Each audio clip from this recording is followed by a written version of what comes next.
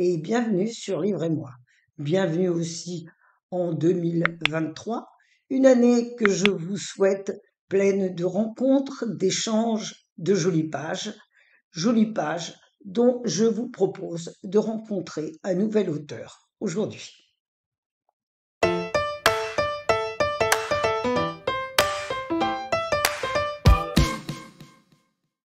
Carole Five est française.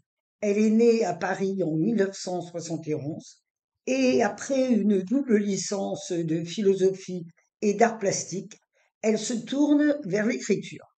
Elle publie un premier recueil de nouvelles en 2010 et est l'auteur chez Gallimard de plusieurs romans. Nous allons rencontrer son dernier paru.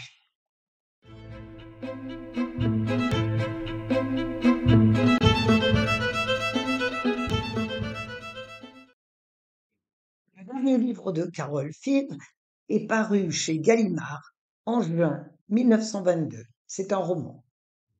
Je connais des passages de ses romans par cœur, ne manque aucune occasion de la rencontrer lors des signatures et elle en a la possibilité, assiste à des émissions télé à laquelle l'autrice est invitée. Sa Feuillet est une jeune écrivaine sans beaucoup de succès qui a publié 2 ou 3 romans dont on n'a pas beaucoup parlé. Elle est, en revanche, extrêmement admirative de Béatrice Blandy, qui est, elle, une autrice à succès, dont les romans sont traduits en plusieurs langues et qui incarne le prestige, l'aisance et la réussite qui lui font défaut. Lorsque Béatrice disparaît prématurément, Elsa reçoit une invitation de l'élégant Thomas, le veuf de Béatrice, et une liaison se noue très vite entre eux. Elsa emménage alors dans le somptueux appartement de Béatrice, dont elle se sent peu à peu investie de la personnalité.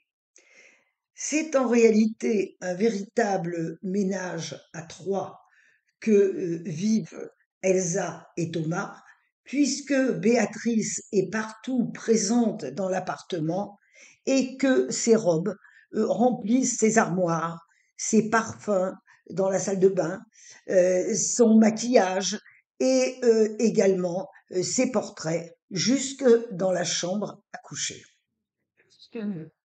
Elsa entre dans le bureau de Béatrice qui lui est interdit.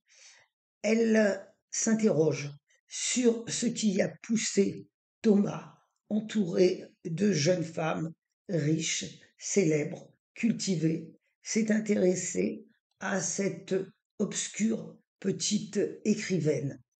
Y a-t-il une volonté dissimulée derrière cet intérêt? Commence alors un jeu de miroir dans lequel on se demande qui est qui n'est pas sans rappeler une influence hitchcockienne.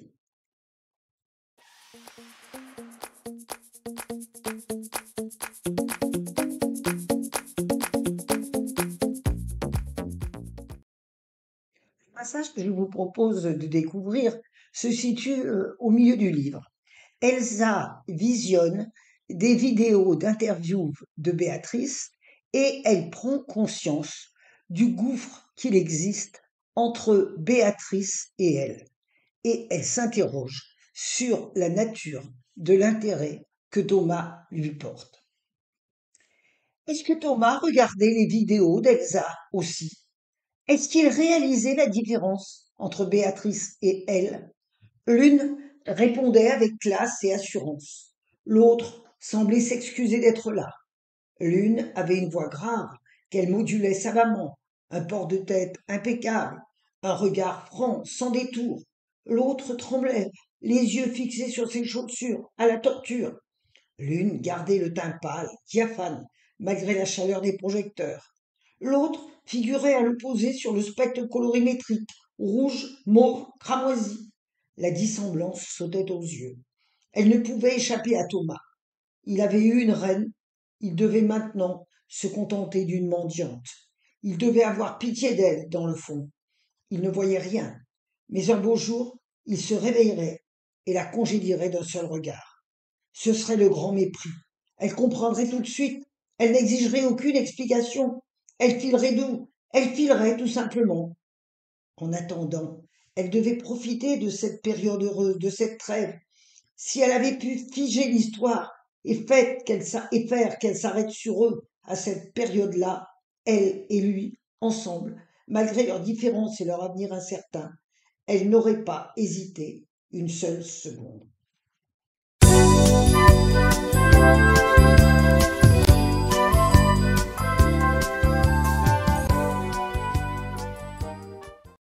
Un texte court qui se lit facilement.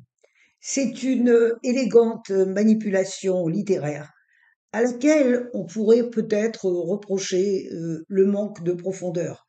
Mais nous sommes en début d'année et goûtons les choses légères avec délice.